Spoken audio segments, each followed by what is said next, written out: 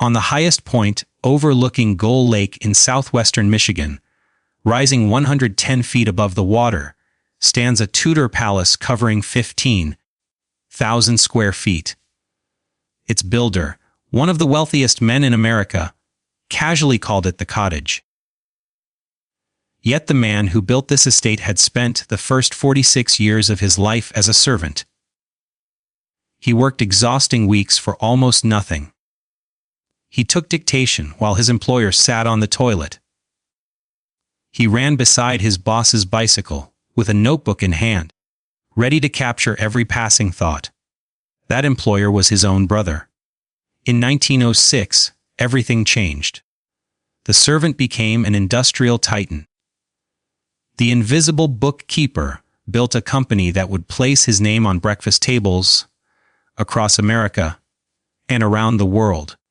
By the time he constructed this lakeside palace in 1925, W.K. Kellogg was a household name.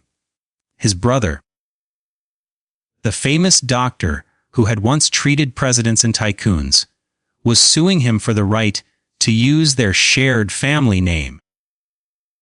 The brothers fought in court for years. They barely spoke for decades. And in the final days of the older brother's life, a letter of reconciliation arrived at this very house. W.K. Kellogg never opened it, not until it was too late. This is the story of Cornflakes, family betrayal, and the price of success. In 1925, W.K. Kellogg was 65 years old and richer than he had ever imagined. His company was producing 120,000 boxes of cornflakes every single day. After a lifetime of poverty and servitude, he decided to build something for himself. He chose a site 15 miles from Battle Creek at Gull Lake. The property sat at the highest elevation, overlooking the water, covering 32 acres with 600 feet of private shoreline. He hired the architectural firm Benjamin and Benjamin of Grand Rapids to design his retreat. He wanted a home that looked centuries old, and they delivered a neo-Tudor masterpiece. Timbered walls with stucco panels echoed English manor houses. Leaded glass windows with heraldic shields caught the morning light. The roof was covered in imported Ludovisi tiles, topped with terracotta chimney finials that gave the house a distinctly old world silhouette. But Kellogg transformed more than just the house. He turned the property into a gentleman's estate. A fully authentic Dutch windmill rose from the grounds. A greenhouse produced roses, citrus fruits, and flowers year-round, supplying fresh bouquets daily. A boathouse sat at the water's edge, and a pagoda added an unexpected oriental accent to the English-style landscape. When landscapers suggested planting young trees, Kellogg refused. At his age, he said, he could not wait for trees to grow. He ordered fully mature trees transplanted immediately. He wanted paradise, and he wanted it now. For decades, he had watched others enjoy the fruits of his labor. His brother had lived in comfort while W.K. balanced the books. Now, finally, he had something of his own. He called it the cottage, a name that was either extreme modesty or a private joke, or perhaps both. The 15,000 square foot Tudor palace with its windmill, greenhouse, and boathouse was, to a man who had grown up with nothing, simply a cottage by the lake. To understand how W.K. Kellogg came to build this place, we must return to Battle Creek and to the two brothers whose bond would shape American breakfast, and whose hatred would last a lifetime. In the 1860s, Battle Creek, Michigan was no ordinary town.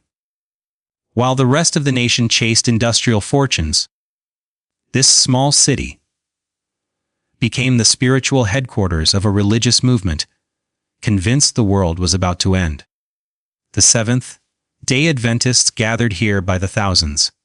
They rejected meat, alcohol, tobacco, coffee, and tea. They observed the Sabbath on Saturday and believed the human body was a temple that must be kept pure for the return of Christ.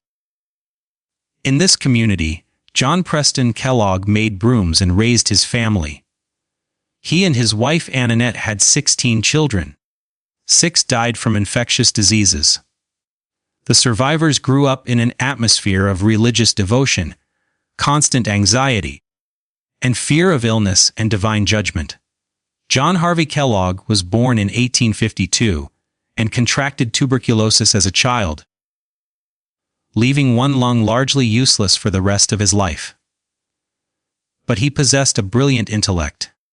The Adventist leadership recognized his potential and funded his education. 8 years later, Will Keith Kellogg was born, the 7th of 16 children. From the beginning, his path diverged sharply from his older brothers.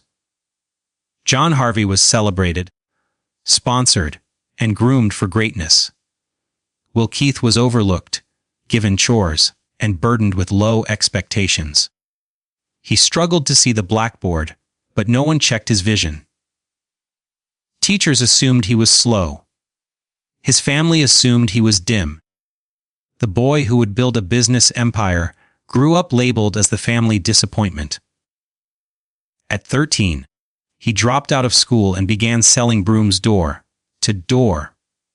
He learned sales, rejection, inventory, and margins while his brother headed to medical school. John Harvey studied at multiple institutions, returned to Battle Creek in 1876 as a fully credentialed physician, and took charge of the Adventist Health Institution.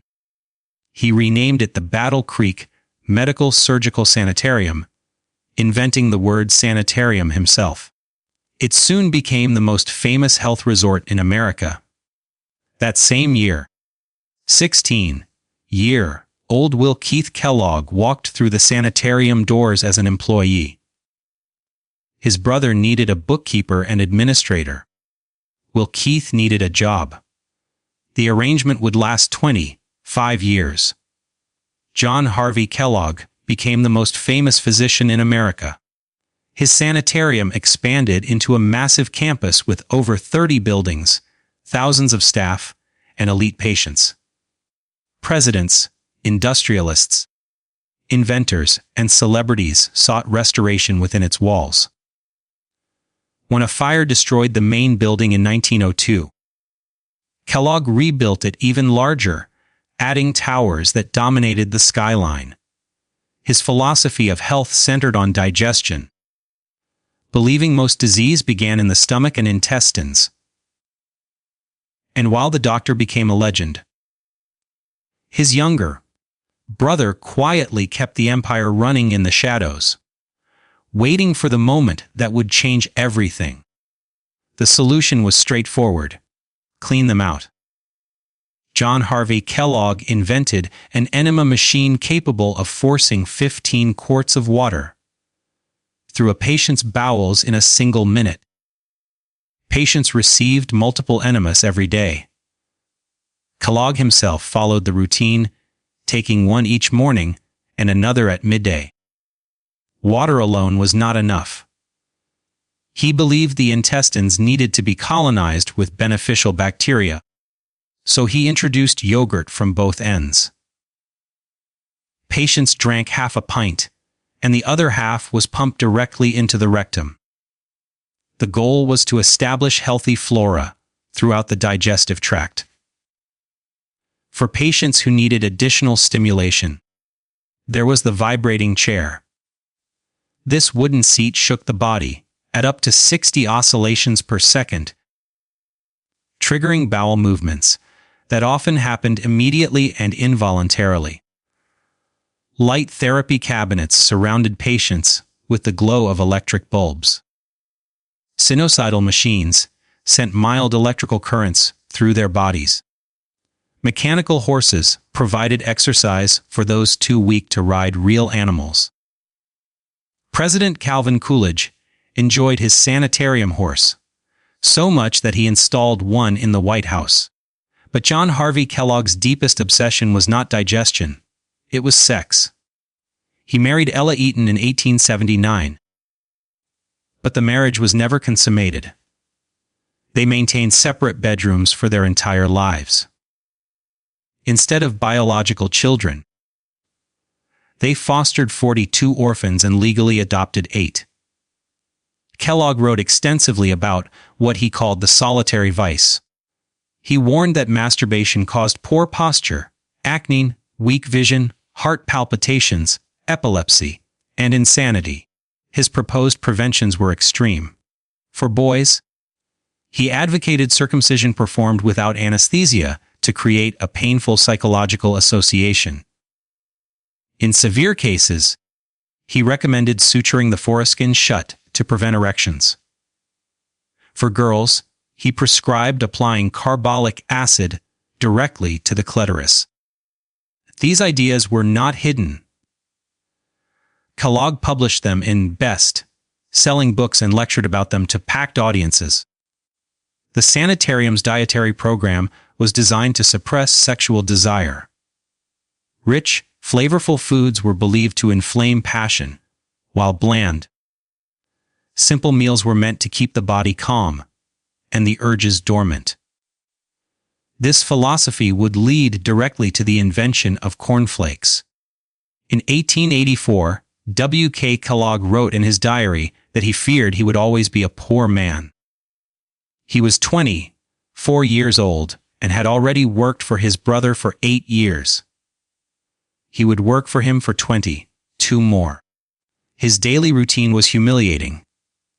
He arrived before dawn and rarely left before midnight. He managed the books, handled correspondence, scheduled appointments, ordered supplies, and supervised staff. He worked up to 120 hours per week for minimal pay. The worst part was not the workload, but how his brother treated him.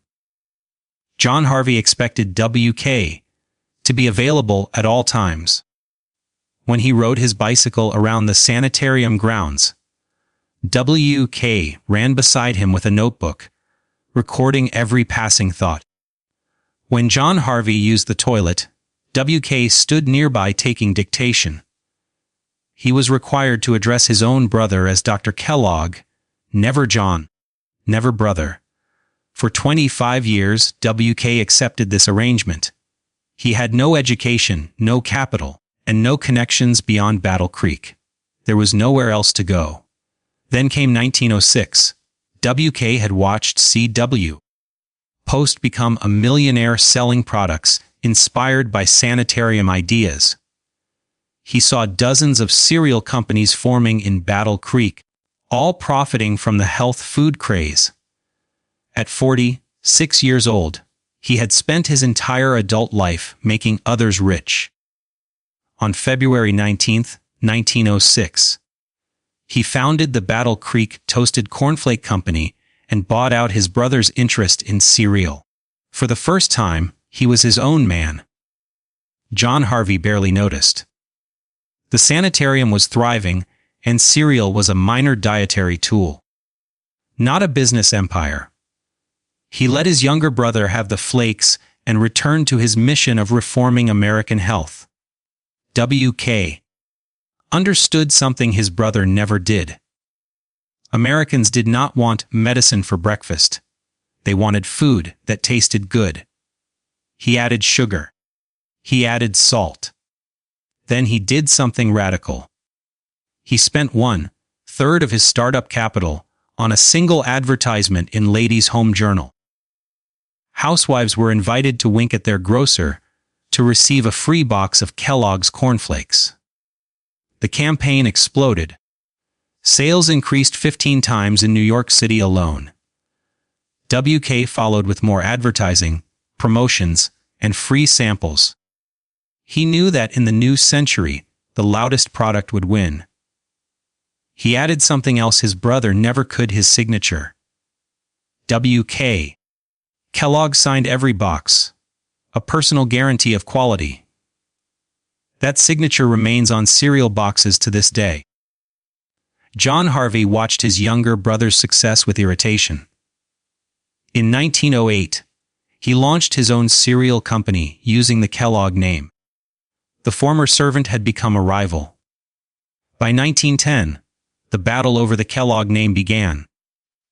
Both brothers sold cereal under the same surname, confusing consumers. W.K. sued to stop his brother from using the family name. The conflict escalated into a major legal war. In 1916, the case reached the Michigan Supreme Court. Witnesses testified about the Sanitarium, the invention of Cornflakes, and the meaning of the Kellogg name in American commerce.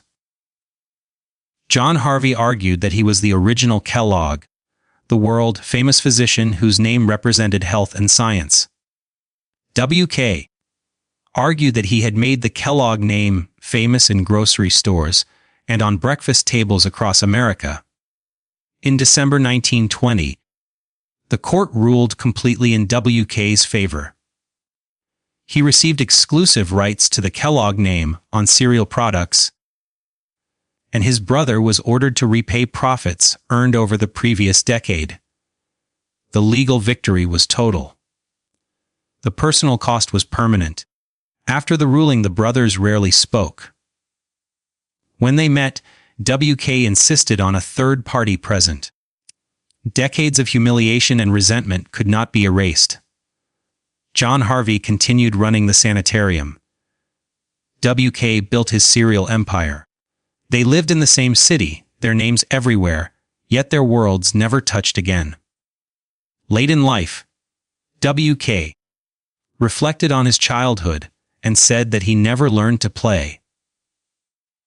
His religious upbringing had left no room for joy, and his years as his brother's servant had left no time for a tat 65. He had built a palace where play might finally be possible. He did not move there alone. In 1918, 6 years after his first wife Ella died, W.K. married Dr. Carrie Staines, a physician who had worked at the Battle Creek Sanitarium. In 1926, she joined him in the completed manor house at Gull Lake. The estate became a summer retreat for the extended Kellogg family. Grandchildren arrived for long visits. They played games in the billiard room while their grandfather watched. They explored the grounds, ran across the lawns, and swam in the lake. W.K. had never experienced such a childhood. Now he could watch a new generation enjoy what he had missed. His own pleasures were quiet. W.K. loved silent films and installed a projection system in the manor. He hosted movie nights for family and guests, sitting in the darkness of his private screening room, finally able to relax after decades of relentless work. Almost immediately after moving in, the Kellogg's deeded the property to the city of Battle Creek with a single instruction. It was to become a place where all of Battle Creek could play forever. The gift came with a condition. W.K. and Carrie retained a life lease, allowing them to live there for the rest of their lives. In 1927, W.K. established a bird sanctuary on the property as a refuge for Canada geese, then considered endangered. The sanctuary attracted migrating birds from across the continent. The man who had never learned to play had created a haven for both people and wildlife. But the peaceful days did not last. When World War II arrived, the United States Coast Guard requisitioned the property. W.K. and Carrie were forced to leave their cottage by the lake. W.K. leased a smaller house a mile away, while Carrie returned to her family in Fenwick, Michigan. In 1944, the Coast Guard departed, and the manor became a rehabilitation center for wounded soldiers from Percy Jones Army Hospital, located in the old Sanitarium building where W.K. had once worked as his brother's bookkeeper. Carrie Kellogg died in 1948 without ever returning to the manor. The military finally left in 1950, and the house stood empty for 18 months. On October 6, 1951, W.K. Kellogg died at the age of 91. The following year, the W.K. Kellogg Foundation transferred the estate to Michigan State University, where it became the Kellogg Gull Lake Biological Station for research and education. The cottage by the lake had served many purposes: a gentleman's retreat, a family gathering place, a military installation, a rehabilitation center, and a research station. W.K.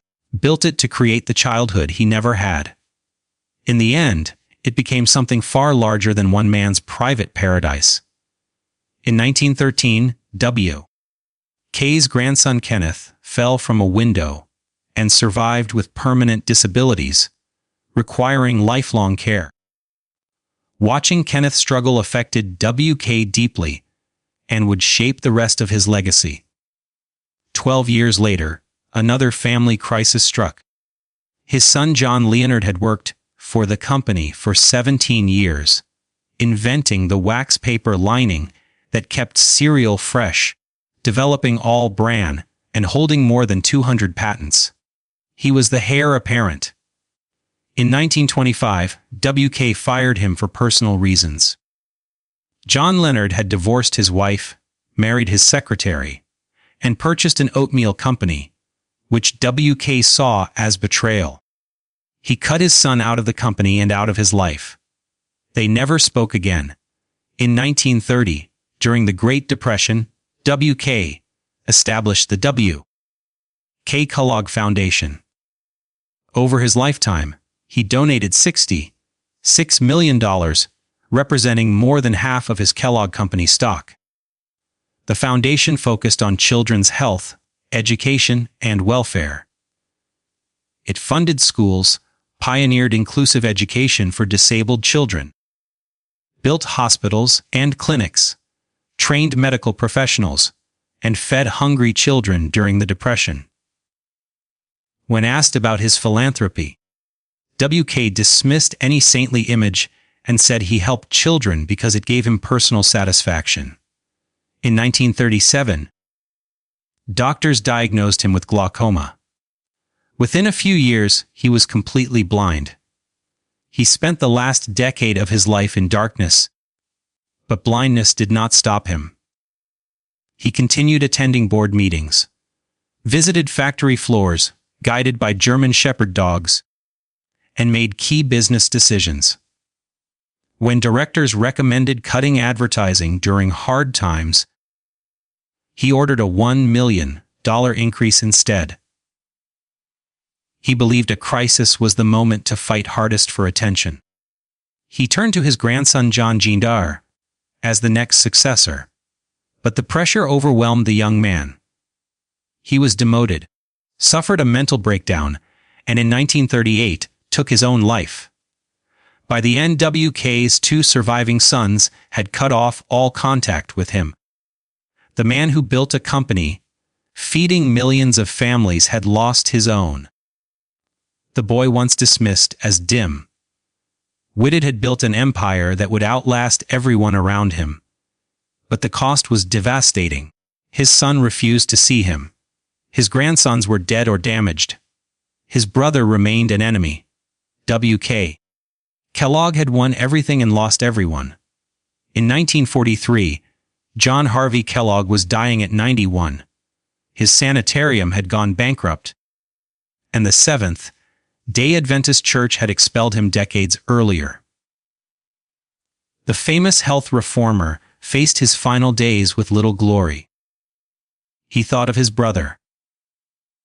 Decades had passed since their partnership ended, and their legal war destroyed their relationship. They had barely spoken in all that time. As death approached, John Harvey wrote a letter admitting he had treated W.K. badly, taken him for granted, and failed to recognize his contributions. He expressed regret and apology. The letter arrived at W.K.'s home. He was 83 and completely blind. He chose not to have it read. The envelope remained unopened. John Harvey died on December 14, 1943, Only after his brother's death did WK finally have the letter read to him. Whatever he felt was never recorded. Reconciliation was no longer possible. WK lived 8 more years, continuing his foundation work and guiding the company he had built. When death came in 1951, it came quietly. He died at 91, the same age as his brother. Some wounds could not be healed with words. A quarter-century of humiliation and rivalry could not be erased by a letter. The brothers were bound by blood, invention, hatred, and finally death. At Oak Hill Cemetery in Battle Creek, the Kellogg brothers lie side by side. In death, they rest closer than they ever allowed themselves to be in life. 2 headstones, 2 names, one family torn apart by ambition and pride. The sanitarium where it all began no longer exists as John Harvey knew it. The grand building became a military hospital during World War II, and later a federal center. The patients stopped coming long ago. The enemas, vibrating chairs, and yogurt treatments are remembered today only as strange relics from a forgotten era of American medicine. But the cottage by the lake still stands. The Tudor Manor at Gull Lake, where W.K. Kellogg watched his grandchildren play and screened silent films in the evenings, has been preserved. Students and researchers from Michigan State University walk the same grounds where the serial king once planted fully grown trees because he refused to wait for saplings to mature. And the signature endures. Every morning, in kitchens across America and across the world, people reach for boxes bearing the name W.K. Kellogg wrote more than a century ago. Cornflakes are poured into bowls without thought for the brothers who invented them, the decades of humiliation that came before, or the family torn apart in the process. W.K. Kellogg once wrote in his diary that he feared he would always be a poor man. He was wrong about that. He became one of the wealthiest men in America. He gave away $66 million to help children he would never meet. He built a company that still feeds millions. But he was right about something else. As a boy, he never learned to play. And as a man, he never learned to forgive. The letter from his dying brother remained unopened until it was too late. Reconciliation never came. The brothers now lie together in the Michigan soil, their graves only feet apart. The war over the Kellogg name is finally over,